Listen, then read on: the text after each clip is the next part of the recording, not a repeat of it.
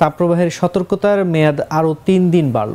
রোববার সকালে আরও ৩ দিনের জন্য তাপপ্রবাহের সতর্কতা জারি করেছে আবহাওয়া অধিদপ্তর।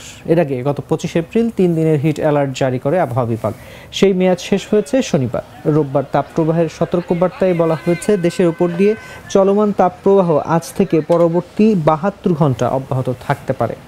জলীয় বাষ্পের আধিক্যের কারণে অস্বস্তি বৃদ্ধি পেতে পারে। গত কিছুদিন ধরে দেশের উপর দিয়ে মৃদু থেকে অতি তীব্র তাপপ্রবাহ বয়ে যাচ্ছে।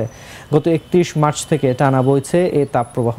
আগামী মাসের প্রথম সপ্তাহে বৃষ্টি বেড়ে তাপপ্রবাহের আওতা কমতে পারে বলে জানিয়েছেন আবহাওয়াবিদরা। প্রচণ্ড গরমে কষ্ট পাচ্ছে দেশের বেশিরভাগ অঞ্চলের মানুষ। অধিকাংশ অঞ্চলে তাপপ্রবাহের কারণে জনজীবন বিপর্যস্ত। শনিবার দেশের সর্বোচ্চ তাপমাত্রা ৪২.৭ ডিগ্রি সেলসিয়াস ছিল চুয়াডাঙ্গায়। ঢাকায় সর্বোচ্চ তাপমাত্রা ছিল ৩৭.৪ ডিগ্রি সেলসিয়াস।